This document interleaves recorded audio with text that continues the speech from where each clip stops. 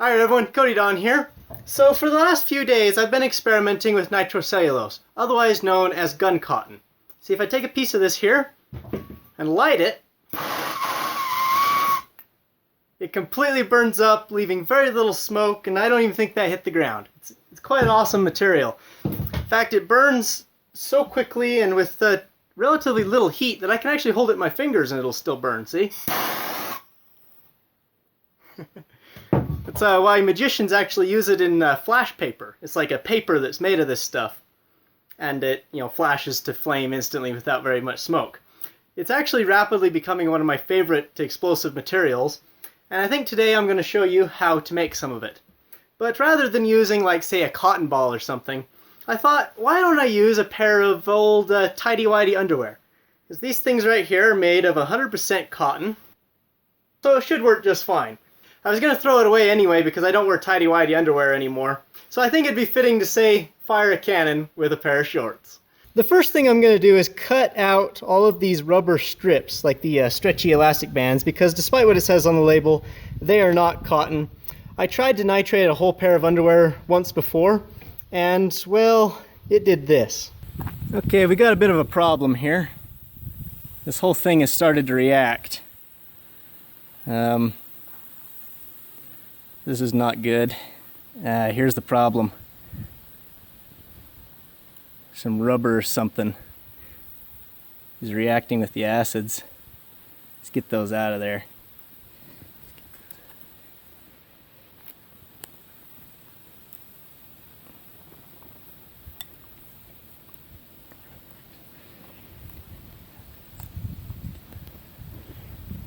So unfortunately we're not going to be able to wear the underwear afterwards. It'll just be basically getting the patches of cloth out of it, but it should be interesting nonetheless. Now that all these stretchy rubbery bits have been removed, I'm left with several pieces of pure cotton fabric which ought to be perfect for nitrating. To make the nitrating solution, I first start with potassium nitrate, as you can see here, and to this I add just enough sulfuric acid to completely dissolve the nitrate. Most recipes for making gun cotton use pure nitric acid, but I find it really doesn't matter because what I have here is essentially a mixture of sulfuric and nitric acids with a little bit of potassium spectator ions, which really don't do anything. Now that this has cooled for a few minutes, I'm ready to add my first piece of cloth. It is a lot better to add the cloth slowly and only one piece at a time, because this process does generate some heat, and if it gets too hot, well, it'll dissolve the cotton and you won't end up with any nitrocellulose, and it could catch fire and cause issues. It needs to soak in here for approximately 5 minutes. I notice it takes slightly longer than the nitric acid version, just because the materials are not quite as concentrated.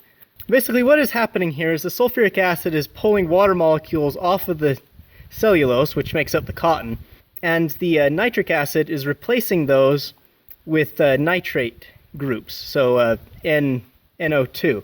Which gives it lots of oxygen and nitrogen, which makes the overall fabric now a type of plastic instead of a sugar, and it contains its own oxidizer and thus becomes an explosive. So yeah, I'll just let this sit here for a few more minutes. Alright, looks like it's about ready. Let's go ahead and squeeze off the excess acid and stuff so I can reuse the solution. Here we go. And now immediately plunge this into some fresh water to wash out all the acid and stop it reacting. This keeps it from completely destroying the cloth. As you can see, it's already got holes in there and is significantly weaker than it was. Now that that's rinsing, I can go ahead and add another piece of cloth and start the process over again, reusing the solution. I'll probably be able to do this a couple more times before having to replace it. Now that I've run all the fabric through this acid bath, let's go ahead and dump this off into my bucket here. I've been saving all this solution because I want to collect the nitrates that are unused back out of this. Anyway, this here looks like it could be rinsed once more and then it's ready to dry out and use. Alright, here we go. Now that it's dry, let's go ahead and light a piece of it on fire and see how it burns. Hey, that's pretty good. Burned like gunpowder, didn't it? Very nice. Here's the cannon. Let's go ahead and stuff this cotton in here and see how it works. There we go. It's all tamped down in there. Before you guys complain about me not using the whole pair of underwear, I wadded up the stuff that I took out because it had the rubber. Let's use this as my primary wadding. Now that the whole pair of underwear is in, it's time for the projectile, and I think I'll just use a golf ball. There we go. Shove that in there, and it'll be ready to go. Alright, the cannon's all set up. I've just got it aimed at this board here, and hopefully that golf ball will go through it. Let's go ahead and prime the cannon with a little bit of black powder, just to make it easier to light that gun cotton. Alright, it's sufficiently primed. It's time to touch this baby off. Do it! Alright. Hope it actually fires, because I don't want to have to drill that golf ball out. How about that? Hey, the golf ball. Looks like it just bounced off the board. I'm glad that didn't hit me. There's what's left of the undies.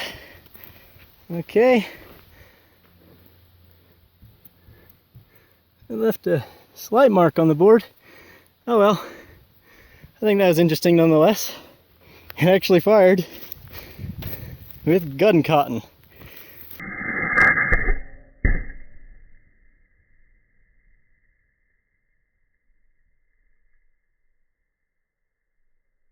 Alright, so there it is. After about a half a pound of potassium nitrate, a quart of sulfuric acid, and a pair of underwear, I got it to move. That's kind of how these things go, isn't it? But I think it's still pretty impressive, and I really hope you guys enjoyed, and I'll see you next time.